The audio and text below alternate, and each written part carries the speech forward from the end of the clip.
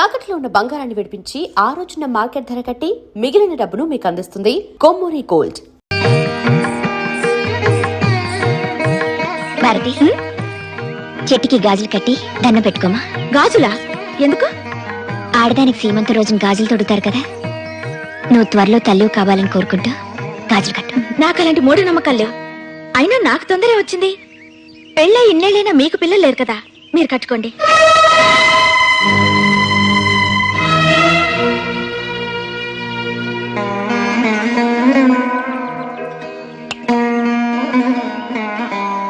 చిన్నపిల్ల, దాని మాటలు పట్టించుకోవద్దమ్మా. త్వరలో దాని కడుపు పండేలా దీవించు.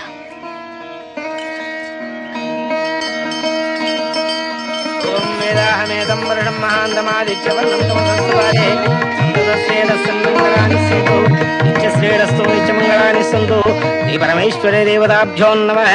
ఆనందకర్పూర దివ్య నీరాజనం దర్శయామి.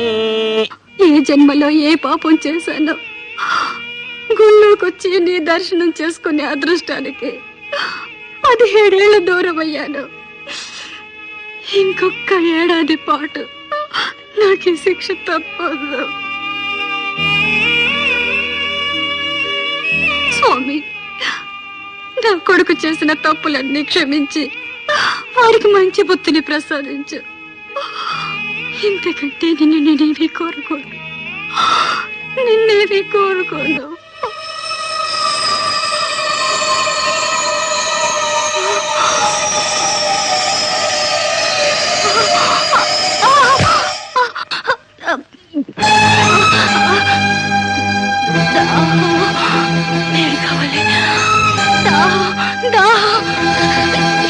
లక్ష్మి,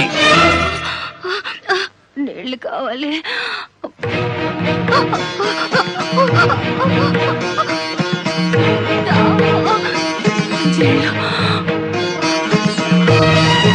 నీళ్ళు కావాలి.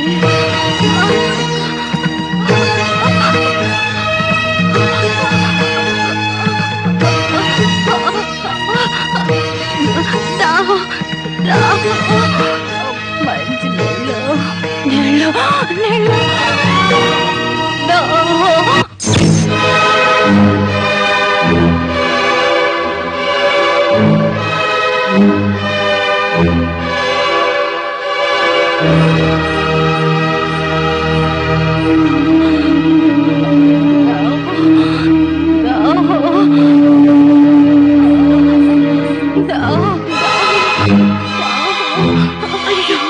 చూడండి.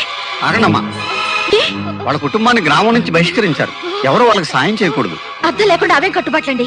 ఒక పక్క దాహంతో ఆవిడ ప్రాణం పోయేలా ఉంటాను. ఆగు భారతి, ఆయన చెప్పింది నిజమే. అది రాయుడు తీర్పు. దాన్ని ఊరి వాళ్ళెవరూ తప్పడానికి వీల్లేదు.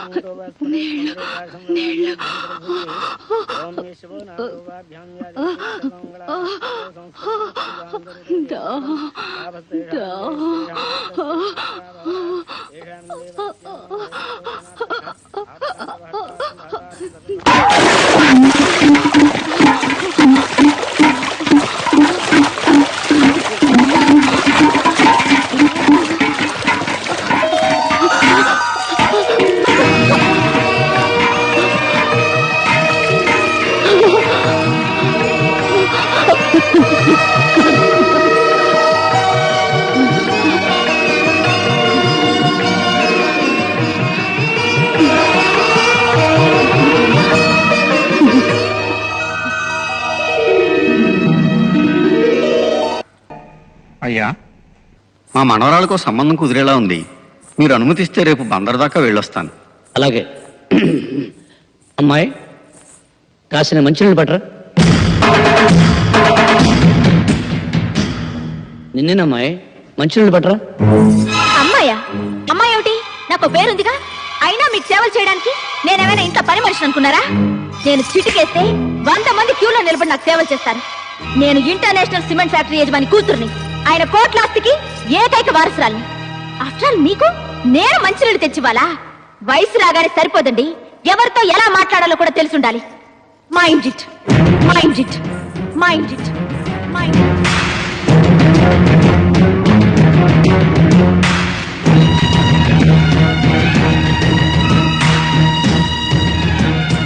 అయ్యా ఏదో తెలిసి తెలియనితనం పాపం చిన్నపిల్ల. ఇందులో తన తప్పేముంది ఆచార్య గారు? 10 మందితో సేవలు చేయించుకోవడానికి అలవాటు పడ్డ అమ్మాయికి పని చెప్పడం మన తప్పు. అన్నయ్య మంచినీళ్ళు. ఎరా, నువ్వు ఇంకా పొలానికి వెళ్ళలేదా? బయలుదేరుతా అన్నయ్య.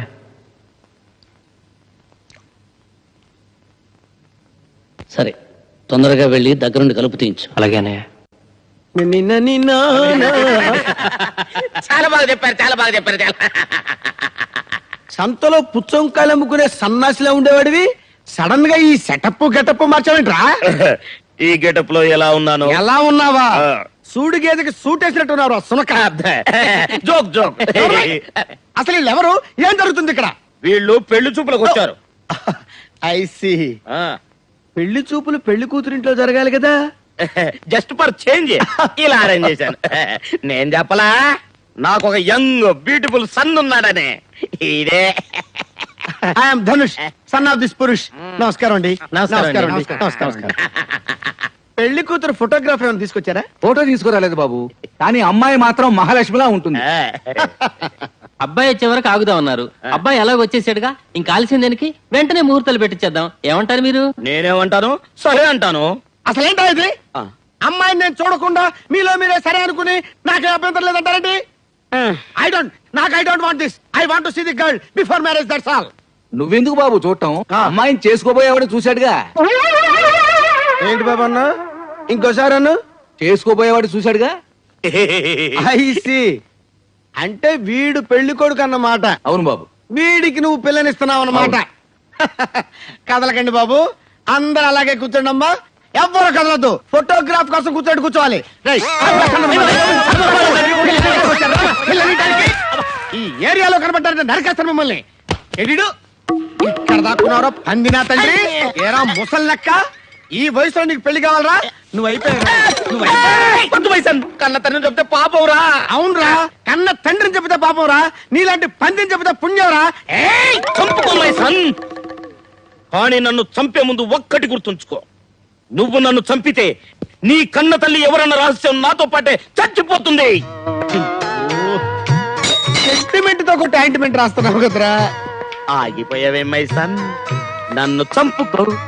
నన్ను చంపటం నీ వల్ల కాదు. నీకు దమ్ము లేదు, నీకు చేత కాదు.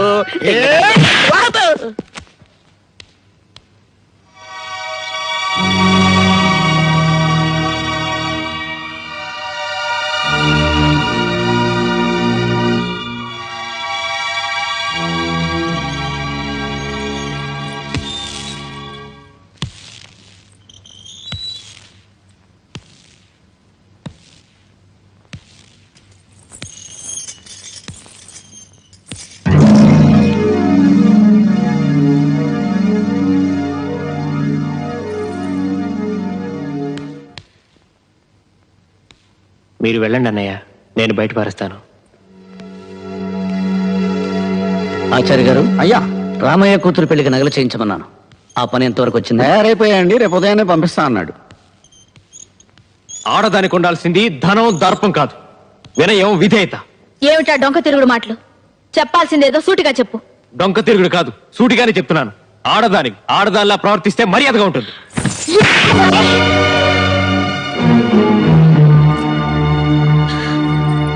బాబు, నువ్వు లోపలికి వెళ్ళు.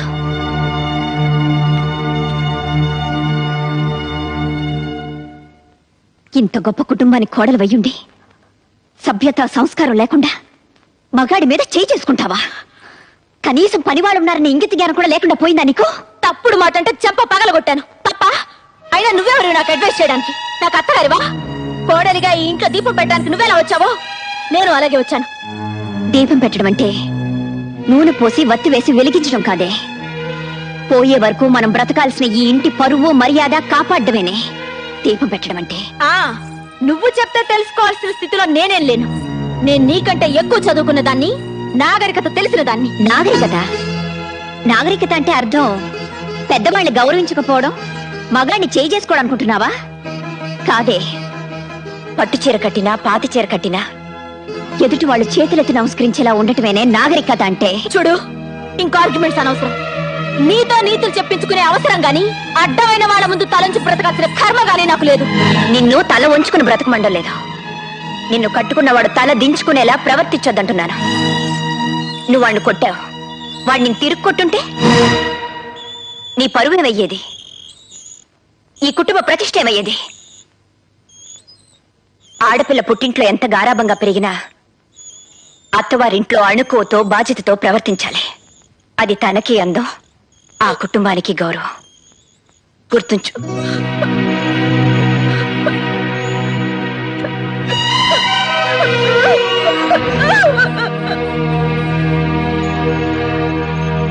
ఏమిటి అలా చూస్తున్నావు?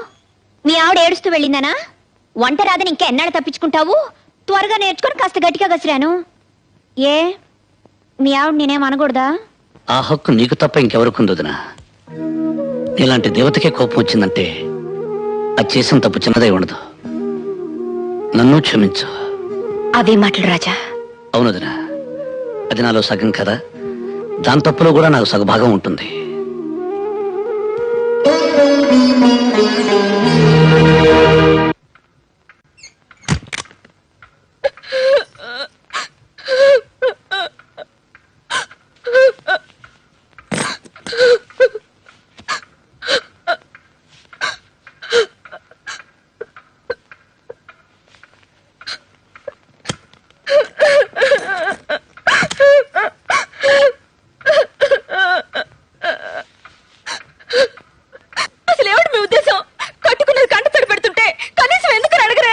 అనవసరమైన విషయాల గురించి నేను పెద్దగా పట్టించుకోను. ఏమిటి అనవసరమైన విషయాలా? అంతేలేండి, నా ఏడుపు మీకు అనవసరం, నేను ఇంట్లో వాళ్ళకి అవసరం లేదు. నా కర్మ. అయినా తప్పంతా నాదేలేండి. కోటీశ్వరుడి కూతురున్న ఇంటి కూడా భర్త సంపాదనతో బ్రతకడం ఆడదానికి గౌరవం అన్న అపోహతో నేను ఈ పల్లెటూరు కాపురానికి వచ్చాను. ఆనాడే ఆస్తి పంచుకుని మిమ్మల్ని పట్నం వచ్చే మరి కండిషన్ పెట్టుంటే నాకే అవమానాలు తప్పేవి, నా కాపురం సుఖంగా సాగేది.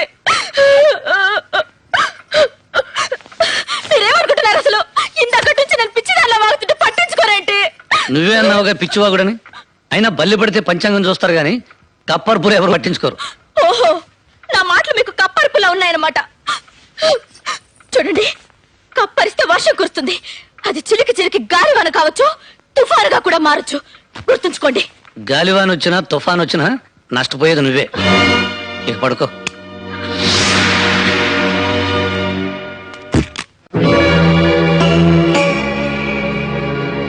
భారతి పుట్టింటికి వెళ్తుందన్నయ్య. అలాగా, చాలా సంతోషం. పెళ్ళిన తర్వాత నువ్వు కూడా వాళ్ళ ఇంటికి ఎప్పుడు వెళ్ళలేదు కదా, వెళ్ళి సరదాగా 4 రోజులు గడిపిరండి. నేను వెళ్ళడం లేదన్నయ్య.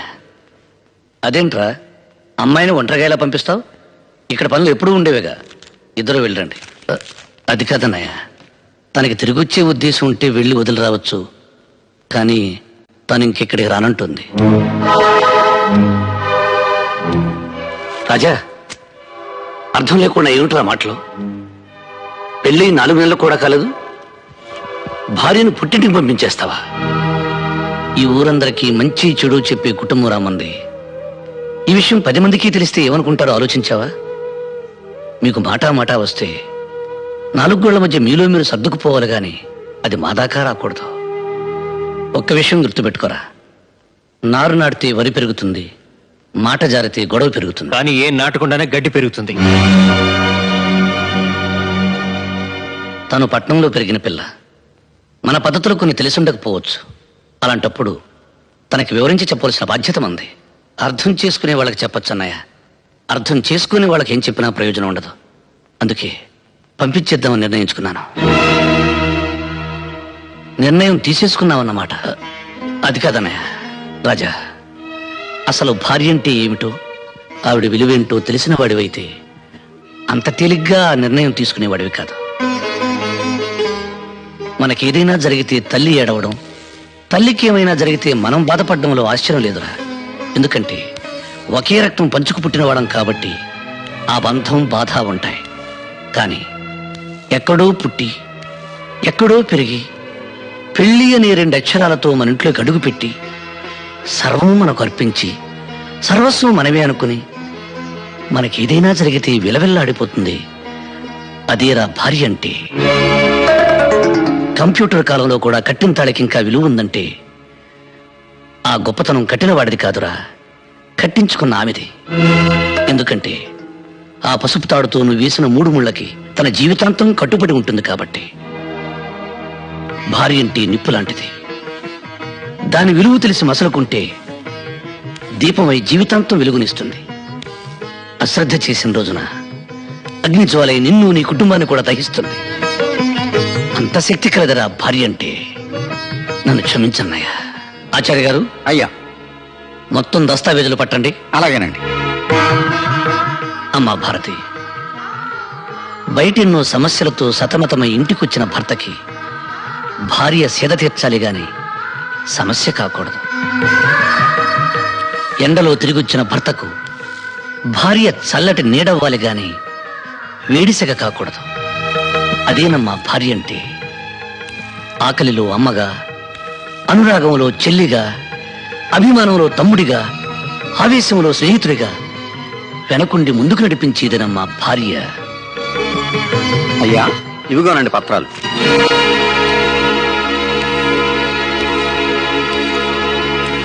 భారతి, మాకెక్కడెక్కడ ఏ ఆస్తులున్నాయో మాకే పూర్తిగా తెలియదు. వాటికి సంబంధించిన పత్రాలివి. నువ్వెక్కడ సంతకాలు పెట్టమంటే అక్కడ సంతకాలు పెట్టడానికి మా 3 అన్నదమ్ముల్లో ఎవరూ వెనకాడరు.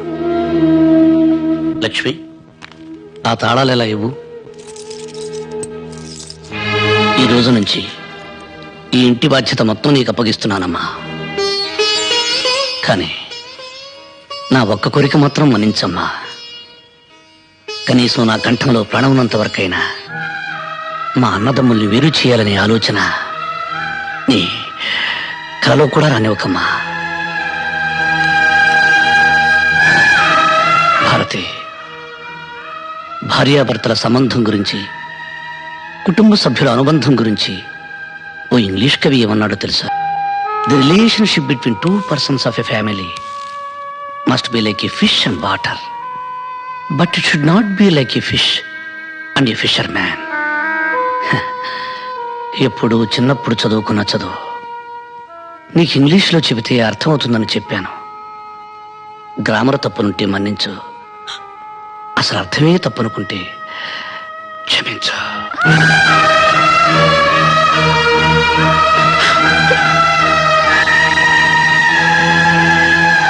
చాలా సంతోషం అమ్మా.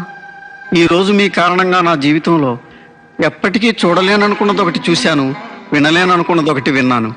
అవేంటో చెప్పమంటారా అమ్మా? పెదరాయుడు గారి కళ్ళల్లో నీళ్లు, ఆయన నోటి వెంట క్షమించు అనే మాట. చాలా సంతోషం అమ్మా, చాలా సంతోషం.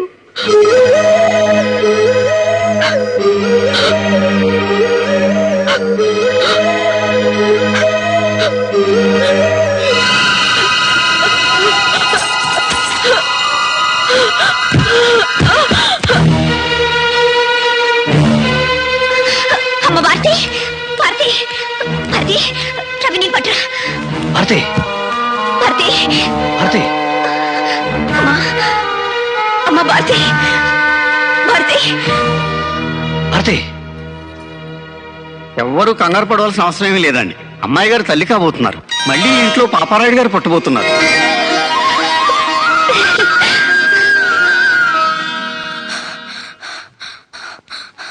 రాజాబాబు, రాజాబాబు, ఏంట్రా ఏమైంది? టీచర్ గారు కళ్ళు తిరిగి పడిపోయారు. ఎక్కడ? వాళ్ళ ఇంట్లో అండి. అలాగా?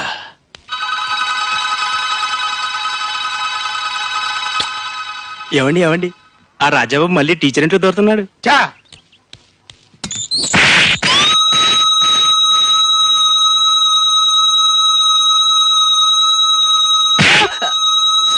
ఎవడ ఇంట్లో దొరికితే నీకెందుకురా?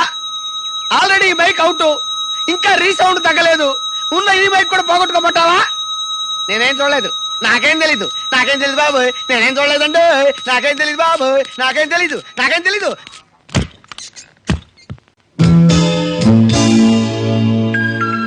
టీచర్ గారు, టీచర్ గారు,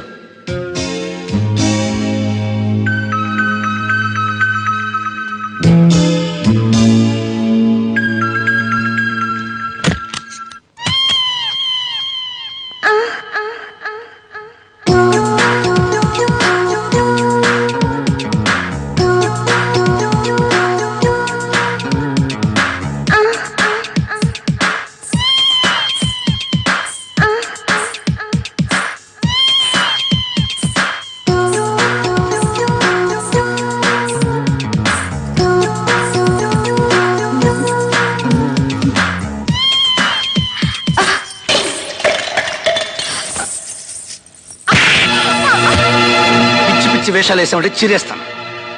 నీ టక్కు టమార గజకర్ణ గోకర్ణ విద్యలని నాతో పెట్టుకోకు. ఇప్పుడే అనేది చెప్పి నీ విషయం తెలిచేస్తాను. పెట్టే బేడ సర్దుకుని సిద్ధంగా ఉండు. ఏమండి, నన్ను క్షమించండి. మగదిక్కులేని ఒంటరి ఆడదాన్ని. ఈ ఊళ్ళో అడుగు పెట్టిన రోజే మీ మీద మనసు పడ్డాను.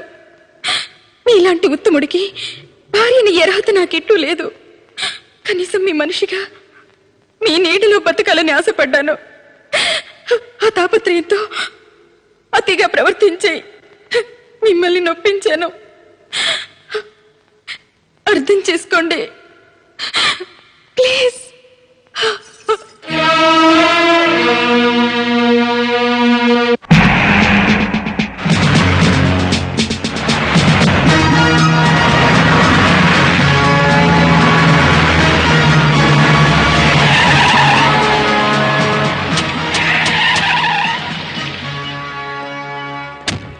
నేను పైకెళ్ళి పెద్దరెడ్డి గారిని చూసొస్తాను. వీళ్ళందరినీ ఇక్కడ నిశ్శబ్దంగా ఉండమని.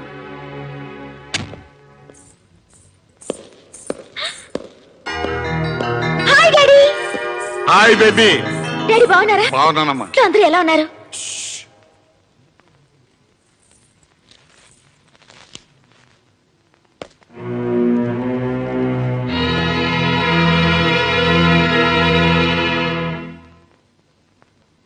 నమస్కారం అండి. అరే వీంకుల వరా, రండి కూర్చోండి. మీకు నా మీద కోపం ఉంటే చెప్పుతో కొట్టండి, అంతేగాని ఇలా హాస్యం అడగండి. ఇందులో హాస్యమే ఉంది, కూర్చోమన్నాను. నేను మీ ముందు ఏనాడైనా కూర్చున్నానండి? అది కల్లో కూడా జరగని పని. మీరు కూర్చోకపోతే నేను లేస్తాను. అరే మీరు లేవటం ఎందుకండి? పర్లేదు. వ్యాపారం ఎలా జరుగుతుంది? మీ దయ వల్ల బాగానే ఉంది. ఇందులో మాదయ్యే ఉందండి, అంతా భగవంతుని దయ. అమ్మమ్మమ్మ అలా అనకండి. ఆ రోజుల్లో మీ తాతగారు మీ నాన్నగారు, ఆ తర్వాత మీరు మా వెనకుండా నడిపించబట్టే ఈ రోజున మాకింత ఆస్తి ఫ్యాక్టరీలో ఉన్నాయి. ఇవాళ మా కుటుంబం ఇంత పచ్చగా ఉంది అంటే మీరు పెట్టిన భిక్ష కదండి. ఫ్లైట్ 8 గంటలకి 9:30 సార్. బోర్డింగ్ బస్ తీసుకున్నారా? సురేష్ వెళ్ళాడు సార్. ఢిల్లీలో మీరు దిగ్గానే మిమ్మల్ని రిసీవ్ చేసుకోవడానికి కిషోర్ వస్తాడు సార్. గుడ్. నమస్కారం అండి. ఏం కావాలి? మా అబ్బాయి ఇంజనీరింగ్ సీట్. సెక్రటరీ, ఆ వివరాలన్నీ నోట్ చేసుకుని ఎడ్యుకేషన్ మినిస్టర్ గారితో చెప్పి ఆ పని ఎలా అవుతుంది. Sir 18th function. Sorry, out of station చెప్పారు కదా, ఆ టైం ఏంది వస్తా. నమస్తే సార్. Thank you sir. మీ దయ వల్ల నాకు ప్రమోషన్ వచ్చింది. Very good. మా అమ్మాయి పెళ్లికి సెక్రటరీ, వీరికి 20,000. సార్ నా జాబ్ విషయం. ఈ పని ఎలా చూడు. Thank you sir. Good morning daddy. Good morning baby. అమ్మా జాగింగ్ వెళ్ళలేదా? లేదు డాడీ, నా ఫ్రెండ్ ఇంటికి వెళ్ళొస్తున్నాను. Very good. నువ్వు వెళ్ళి టిఫిన్ చేయమ్మా. మీ డాడీకి అర్జెంట్ పని ఉంది, వెళ్తా. అలాగే. ఈ ఊరు పక్కనే ఫ్యాక్టరీ కట్టడానికి స్థలం ఉందంటే చూడడానికి వచ్చాను. ఎలాగో ఇంత దూరం వచ్చాను కదా, మిమ్మల్ని కూడా చూసి వెళ్దామని వచ్చాను. వస్తానండి. అలాగే, అమ్మాయితో మాట్లాడి వెళ్ళండి. లేదండి, కొంచెం అర్జెంట్ పని ఉంది. అదేంటండి, ఇంత దూరం వచ్చి కనీసం కన్న కూతురు ఎలా ఉందో అడగకుండా వెళతారా? అందులోనూ అమ్మాయి ఒట్టి మనిషి కూడా కాదు. నా బిడ్డను ఇంటి కోడలుగా చేసిన తర్వాత ఎలా ఉంది అని అడగటం దేవుని ముందు పువ్వు పెట్టి ఆ భక్తుడు దాని యోగక్షేమాల గురించి అడిగినట్టు ఉంటుంది. నాకు సెలవు ఇప్పించండి. వెళ్ళండి. వస్తాను.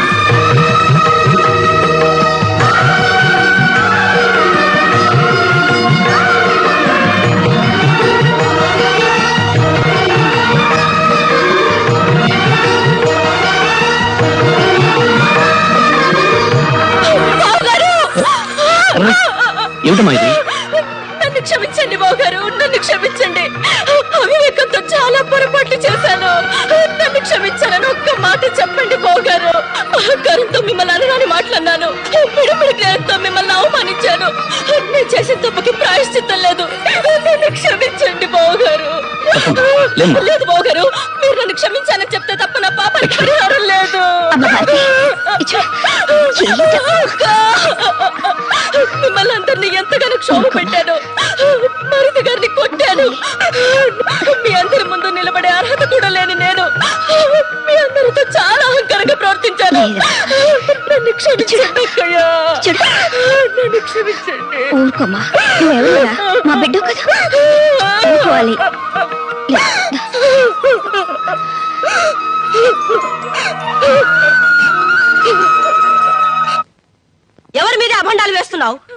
జరిగిన దగ్గర నుంచి అది ఎలాంటి వంశమో మా అందరికీ తెలుసు. వాళ్ళు పరాయి స్త్రీ వైపు కన్నెత్తి కూడా చూడరు.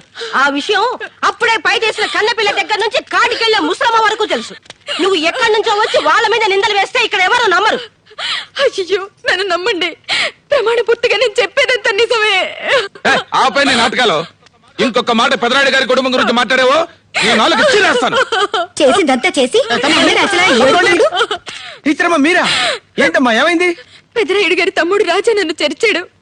ఆ విషయం వీళ్ళకి చెప్తుంటే ఎవరు నమ్మడం లేదు. అయిపోయిందా? ఆ రోజు నేను చూసింది ఈ రోజు వర్కౌట్ అయిందన్నమాట. ఏవయ్యా ఏంటి అలా చూస్తారు? ఒక ఆడకూతురు నడు రోడ్డు మీద ఏడుస్తుంటే మీకు పాప అనిపించగలరా? పెదనాయుడు గారి కుటుంబానికి ఒక న్యాయం, మిగతా వాళ్ళ కుటుంబానికి వేరే న్యాయమా? పెదనాయుడు గారి కొమ్ములు వెళ్తున్నాయా? ఏట్రా పేల్తారా? ఏం నీకంటే పడుచుకొచ్చింది? పెదనాయుడు గారు మాకు బంధువే. బంధువు అయితే మాత్రం ఇటు వచ్చి మాట్లాడతా పారా పోతాను పోరా. పోతాను. నమస్కారం సార్. ఇది ఇవాళ పెదరాయుడు గారి తమ్ముడి మీద నిందేసింది. రేపు పెదరాయుడు గారి మీద నింద ఏదైనా నమ్మకం ఏంటి? ఈ ముక్కు చెవులు కోసేద్దాం. తీవ్ర కత్తి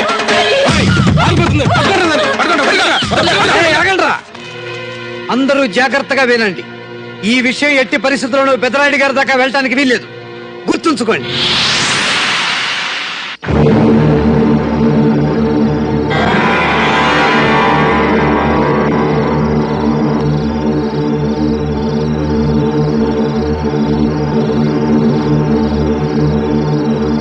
ఈ రోజు రాజాబాబు మీద నిందేయడానికి తెగించింది. రేపు ఎంతకైనా తెగిస్తుందని ఊరి నుంచి తరిమేయాలనుకున్నామయ్యా. ముక్కు మొహం తెలియని టీచరమ్మ వల్ల నిప్పులాంటి మీ వంశానికి మచ్చ రాకూడదనే అలా చేసామండి అయ్యా. కానీ ఇంత పని చేస్తుందని అనుకోలేదు. నిజాన్ని నా దగ్గర దాచడానికి ప్రయత్నించి మీరు చాలా పెద్ద తప్పు చేశారు. ఒక నిండు ప్రాణం పోవడానికి కారణమయ్యారు. నా మీద గౌరవం ఉన్న వాళ్ళు చేయవలసిన పని కాదు ఇది. మమ్మల్ని క్షమించండి అయ్యా.